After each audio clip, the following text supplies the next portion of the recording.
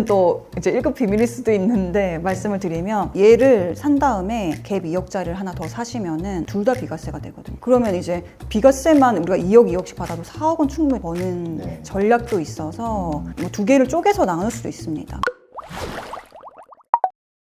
안녕하세요. 내 집 마련 전문가 강남 여의주입니다. 네, 오늘은 5살 아이를 둔 학군지에 대한 고민이 있는 맞벌이 부부의 사연입니다. 어떤 사연이 있는지 한번 살펴볼게요. 안녕하세요. 5살 아이를 둔 맞벌이 부부입니다. 저희는 월세로 살면서 갭 투자로 갈아타기를 생각하고 있습니다. 아이가 초등학교 갈 때에는 학군지에 자가로 자리를 잡거나 또는 월세로라도 학군지에 살면서 계속 투자를 할 생각입니다. 현재 투자할 수 있는 현금은 6억 원이고요. 제가 투자할 수 있는 금액에서 고른 곳 중 어디가 나은지 아니면 좀 더 눈여겨보면 좋을 곳이 있는지 궁금하고요. 직장이 금천구라 출퇴근 고려해서 송품으로 알아본 곳은 양천구 신정동과 동작구 사당동 그리고 안양시 동안구에 있는 평촌입니다. 양천구는 목동 현대아파트 또 목동 파크자이 아파트 두 군데를 둘러봤습니다. 다음은 동작구 신동아 4차입니다. 마지막 동안구 향촌마을과 꿈마을을 보고 있습니다. 토지거래 허가 해제로 지금 서울 집값이 들썩이는데 매매가만 높아지고 전세 가격은 따라가지 못하는 곳이 있는 것 같은데 지금 매수하는 게 나은지도 궁금합니다. 어떤 단지를 선택하면 좋을지, 지금 사면 좋을지 이런 고민하고 있으신데요. 오늘은 특별히 사연자님을 직접 스튜디오에 모시고 고민을 듣고 상담을 해드리도록 하겠습니다. 네, 사연자님 인사 먼저 간단히 해주시겠어요? 예, 안녕하세요. 저는 5살 아이를 둔 혁이 아빠고요. 행크 카페에서도 이 아이디로 지금 활동을 하고 있습니다. 자가로 있지 않다가 매수를 고려했던 이유가 있으세요? 이 사연을 보낼 때는 자가였고 그 집이 매도가 되지는 않았어요. 팔고 난 다음에 CD를 만들어서 이제 투자를 하려고 하는 지금 와중입니다. 예를 들면 학군지로 이동이거나 이런 것 때문에 좀 고려를 하신 거네요, 더. 학군지 위주로 사 놓으면은 그래도 이제 가격 방어 같은 면에서 좀 유리하다고 이제 알게 돼서 이제 그쪽 위주로 이제 보게 된 거죠. 그럼 첫 번째로는 가격 방어나 또 수익 측면에서 좀 오를 단지를 첫 번째로 사고 싶은 게 네, 우선이고 네. 그 다음에 이제 학군지, 거주 이렇게 보면 되겠네요. 네, 맞습니다. 지금 목동에서도 좀 약간 외곽에 있는 두 단지를 또 선택을 하셨었어요. 네. 이 두 단지 중에서는 혹시 또 마음이 바뀐 게 있을까요? 그 목동 현대 아파트가 아마 1000세대가 좀 안 될 거예요. 그나마 목동에 지금 있는 단지들 중에 신시가지 빼고는 좀 대단지라고 좀 볼 수가 있고 비교적 가격대 측면에서 좀 접근이 가능해서 이제 여기를 본 것도 있고요. 그리고 목동 파크 자이는 좀 약간 신축급에 속하는데 일단 전세가가 일단 받쳐준다는 점. 그 다음에 이제 보셨던 단지가 사당동에 있는 신동아랑 그 다음에 네. 평촌을 또 보셨었거든요. 평촌까지 가기에는 지금 서울에 거주하시다가 조금 너무 멀리 가는 것 같지 않나요? 애기 엄마가 이제 평촌에서 아가씨 때 이제 거기서 살아가지고 좀 가고 싶어 하는 것도 있었어요. 또 마침 또 학원가도 되게 유명하잖아요. 좀 같이 동시에 이제 수영할 수 있는 데를 찾다 보니까 향촌마을이나 귀인홈타운 그쪽으로 이제 좀 보게 된 거죠. 그리고 선도지구로 이제 지정이 된 데가 이제 꿈마을이잖아요. 그래서 만약에 장기적으로 거기서 거주를 하게 된다거나 아니면 나중에 제가 매도를 하더라도 가격적인 면에서 좀 이득을 볼 수 있겠다는 생각이 이제 그쪽을 좀 보게 됐습니다. 그 다음에 마지막으로는 동작구에 있는 신동아 4차도 보셨어요. 그거는 저희 이제 아는 지인이 쪽에 이제 신혼집을 그 인근에 했는데 여기가 괜찮나 하고 보다 보니까 더블 역세권에 강남 이제 초입 쪽에도 붙어 있고 생활 여건은 크게 나빠 보이지는 않더라고요. 그래서 지금 말씀하신 이제 네 군데를 코멘트를 좀 드려보면은 이제 목동 같은 경우는 학군이 좋고 거주도 아마 만족하실 것 같기는 한데요. 아무래도 가격 때문에 여기를 선택하다 보니까 현대 아파트도 리모델링 하려고 하면 시간이 꽤 많이 걸릴 거고 파크자이 같은 경우는 그나마 여기서 신축이어서 거주는 편하겠지만 그래도 조금은 아쉬운 단지이기도 합니다. 평촌 같은 경우는 사실 거주를 추천드리기보다는 만약에 갭 투자를 한다고 하면 괜찮아요.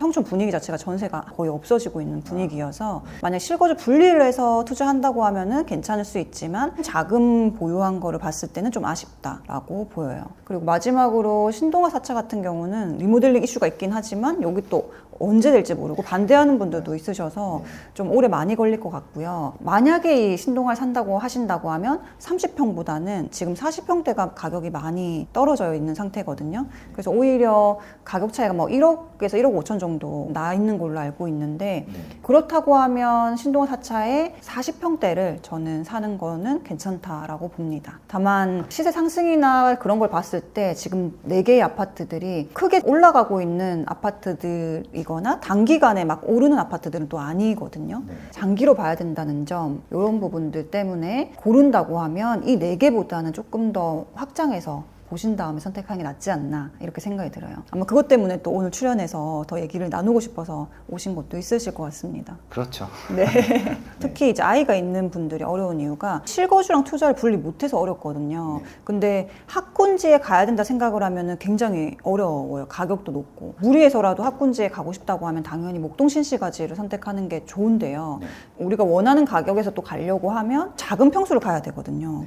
그거는 거주 환경이 너무 나빠지기 때문에 저는 오히려 목동에 전세나 월세 거주하시면서 아이가 학교 갈 때 2, 3년 정도 뒤에 학군지에 월세 거주하면서 또 다른 지금 투자를 해놓는 게 수익 면에서는 낫지 않을까. 그리고 거주 환경 면에서는 훨씬 더 편리하게 살 수 있지 않을까 이런 생각이 듭니다. 애가 좀 컸을 때 집을 사고 싶다는 생각을 하긴 하더라고요. 왜냐면 애가 이제 뭐 툭 건드리면 집이 뭐 망가지거나 이런 게 있으니까 좀 크면은 이제 좀 그런 게 덜 하겠지라는 생각으로 초등학교 들어가기 전이나 저학년까지는 그냥 뭐 월세나 전세 거주를 이미 지금 얘기를 해놓은 상태이기 때문에 편하게 좀 이제 할 수 있는 여건이 된 거죠. 그러면 이제 실거주랑 투자 분리해서 꼭 거기에 안 들어가더라도 선택지를 넓혀서 좀 더 골라볼 수 있을 것 같아요. 네. 저는 만약에 6억 원으로 선택을 해야 된다고 하면 가격 상승이 더 많이 나올 곳들을 고르거나 또는 함께 볼 수 있는 앞으로 신축이 될 재개발 물건도 같이 보시면 좋을 것 같아요. 이미 우리 재한님과 함께하고 있는 또 핵심지 투자반 들으셨기 때문에 구역들이나 이런 것들 아마 좀 아실 텐데 예시로 한번 말씀을 드려본다고 하면 노량진이나 부가연이나 이런 곳들은 10억 원 이내에서 현금으로 가능하고 또 일부 대출을 받는다고 하면 부가연 같은 경우는 6억 원으로도 살 수가 있거든요. 물론 프리미엄은 있지만 아주 높은 건 아니고 지금 신축 가격으로 받는 거여서 향후에는 수익 면에서는 그런 부분들이 훨씬 더 가격 상승은 더 나올 걸로 예상이 돼요. 그 아파트를 보면 여기 지금 매매 전세 갭 같은 경우에 시기별로 이제 갭의 퍼센트가 나오잖아요. 갭 차이가 얼마 안 될 때 사야 되는 게 맞는데 마음에 드는 아파트가 그전 이력을 보더라도 60%를 안 넘는 그런 단지들도 꽤 있더라고요. 그런 건 어떻게 선택을 해야 되는 게 맞는지. 서울 같은 경우는 대부분 50%에서 60% 정도 사이에서 전세가율이 있고요. 그리고 예전에는 사실 매매가가 안 오르는 시기가 있었죠. 왜냐하면 공급도 많았고요. 경기도 안 좋았던 시기가 맞물렸다 보니까 두 개가 맞물리는 시기에는 전세가는 많이 오르고 매매가는 못 올랐죠. 우리가 이전의 10년을 보면은요. 근데 앞으로의 10년은요. 공급이 많이 부족하다는 걸 사람들이 다 알고 있습니다.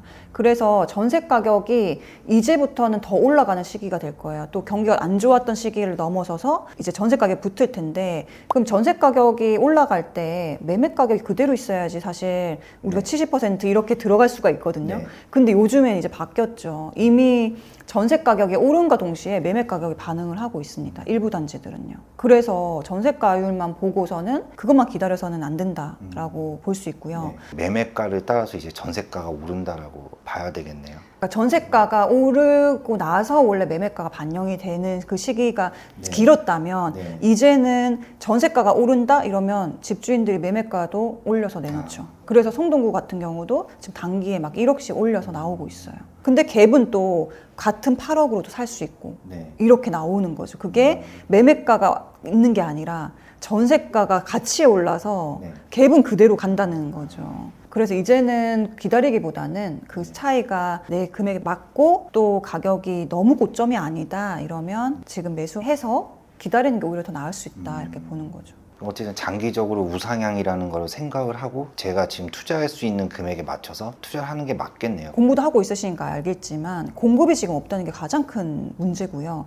그 다음에 건설 공사비가 굉장히 오르고 있기 때문에 앞으로 지금 나오는 신축 단지들은요 지금보다 훨씬 많이 높게 나올 가능성이 높습니다. 그러면 이전에 있는 준신축 단지들은 가격이 따라가게 되겠죠.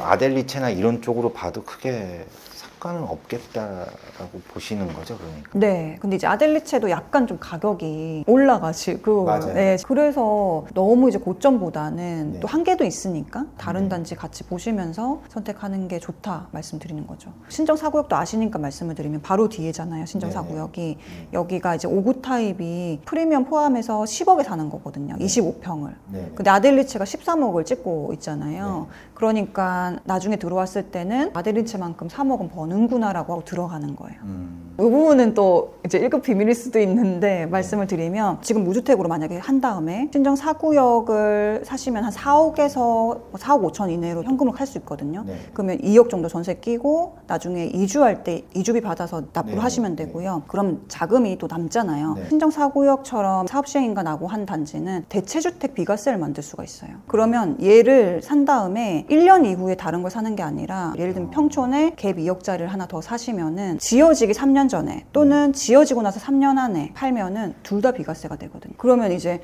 비과세만 우리가 2억, 2억씩 받아도 4억은 충분히 버는 네. 전략도 있어서 뭐 두 개를 쪼개서 나눌 수도 있습니다. 그래서 네. 난 신정 4구역이 부가연이나 노량진보다는 약한 것 같아 라고 한다고 하면 비주택 전략으로 돈을 네. 불릴 수가 있는 거죠. 그러니까 결론은 내가 6억으로 지금 가능한 아니면 대출을 조금 더 받더라도 가능한 단지들을 3-4군데를 골라보세요. 예를 들면 노량진, 부가연 아니면 신정 4구역 또는 2분 4구역도 있잖아요. 네. 그러면 그런 애들을 정리를 한번 해보고 매물도 한번 가서 정해보는 거. 그 다음에 6억 원을 갈 수 있는 우리 단지들이 아델리체처럼 한 4군데 비교를 같이 해보시면은 네. 어느 정도 좀 나와요. 그럼 그 두 전략이랑 대체주택 비과세 말씀드렸던 것처럼 예를 들면 철산 쪽이나 아니면 광명에서 신축 단지에 들어가서 대출 일부 받고 한 1년 뭐 산다거나 네. 뭐 이런 전략으로 가서 비과세 판 다음에 신정으로도 입주한다거나 이런 전략이 있을 거거든요. 그럼 3가지 케이스로 나눠서 고르신다고 하면 크게 실패가 없을 것 같아요. 결국은 단기로 가느냐, 어떻게 보면 장기로 가느냐, 이제 뭐 이런 차이인 것 같은데, 만약에 단기로 이제 샀는데 상황이 좋아져서 오른다 그러면은 더 가져갈 수도 있는 거기도 하고. 근데 이렇게 생각을 해야죠. 옮기신다고 가정했을 때는 네. 세금도 생각을 해야 되거든요. 네. 2년 있더라도 12억 이상 넘어가게 되면 비과세 구간이 아니잖아요. 네, 네. 그러면 나머지 이제 세금을 내야 되고 네. 장기 보유하지 않는 이상 또는 거주해서 장기 보유 특별 혜택을 받지 않는 이상은 세금이 일단 나오기 때문에 네. 이런 부분들도 염두에 두고 고르시면 좋고 또 향후에는 어쨌든 서울에서 거주할 집도 마련해야 되니까 네. 저는 이번에 고르시는 단지를 4년, 2년 안에 팔기보다는 네. 5년에서 10년 안에 노후도 대비할 수 있는 신축 단지 하나 가져간다 이런 느낌으로 네. 고르시는 거를 저는 추천을 드려요. 결국 재개발을 공부를 해야겠네요. 같이 공부하면 좋죠. 네. 아파트도 재개발도 같이 공부를 해서 네. 내 상황에 맞는 또는 우리 뭐 가족이 선호하는 구역이나 아니면 아파트나 아신 다음에 선택하면 훨씬 좋습니다. 또 이제 핵심 집안에 또 있으시니까 이후에 고르는 단지는 강의에서 또 피드백 드리도록 하겠습니다. 예. 네. 감사합니다. 네. 예. 오늘 이렇게 또 상담을 또 길게 했는데 네. 또 상담해 보시니까 어떠세요? 일단 제가 생각하고 있는 거에 대해서 이게 맞는지 안 맞는지 저는 확인하고 싶었던 게 제일 컸어요. 잘 맞다는 생각이 들고요. 상담해 주신 내용을 가지고 한번 잘 정리를 해서 좋은 투자를 해보고 카페에도 한번 좀 좋은 선례를 남겨보도록 노력을 해보겠습니다. 오늘 이렇게 상담을 했는데요. 이미 혁이 아빠님은 꾸준히 공부를 하고 있으시고 고르신 단지나 아니면 고민들이 좋은 방향으로 잘 가고 있으신 것 같아서 이제 큰 걱정은 안 됩니다. 오늘도 상담으로 또 말씀드린 거 다 고민하셔가지고 네. 더 좋은 선택 하시면 좋을 것 같아요. 예, 알겠습니다. 네, 오늘 나와주셔서 감사합니다. 불러주셔서 고맙습니다. 네, 감사합니다. 감사합니다.